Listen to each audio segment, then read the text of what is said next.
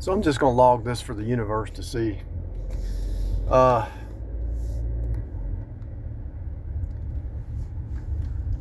If I'm just going to log this for the universe to have it on record, you know.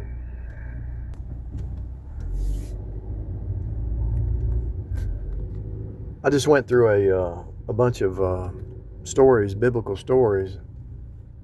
It's like boom, boom, boom, boom, boom, boom. And all born again, you know, is the servant greater than the master? What Jesus went through, you're going to have to go through, right? And it's very painful. It can be very painful. What Jesus went through, if you're saved, you're probably going to go through it. And you might go through a bunch of them. And if you have been in the 5D mindset, the spirit mind, for so long, and then you try to go back to 3D, you'll start to see those stories rapid fire. And you're like, I don't like this. And then you withdraw yourself from the 3D game simulation back to 5D, because some creatures are not there yet. They're still in the 3D, and they're not, some never rise up. They're not going to rise up.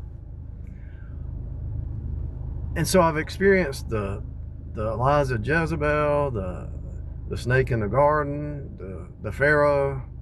I think I'm experiencing the Pharaoh chasing Israel right now. I can't prove it yet, but I think that's what I'm experiencing.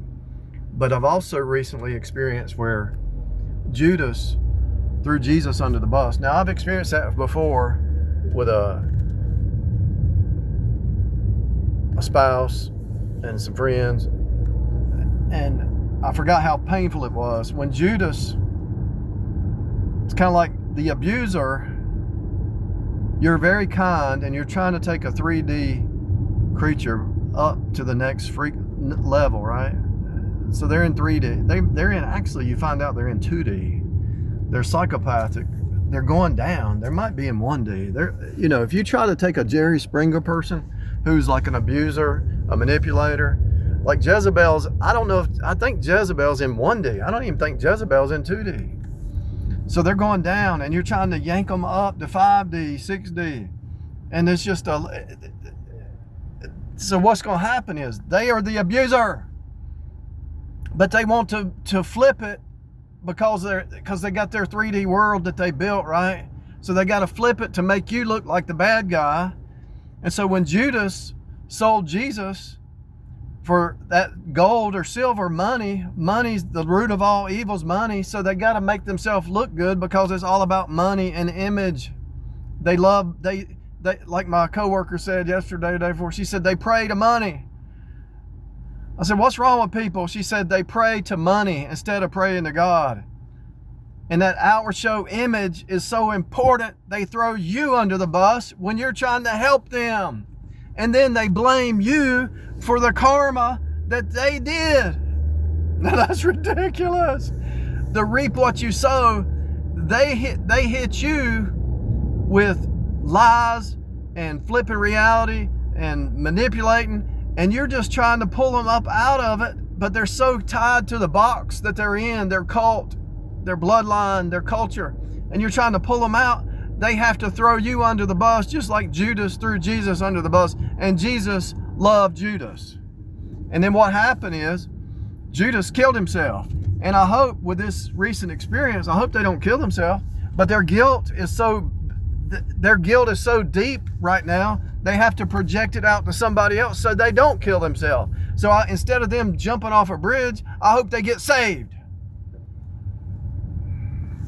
That's the love of the 5D. Even though they're persecuting you for something that they did and blaming it on you, the 5D creature still loves their soul, and we hope they get born again and escape their cult or their ism or their delulu, their delusion.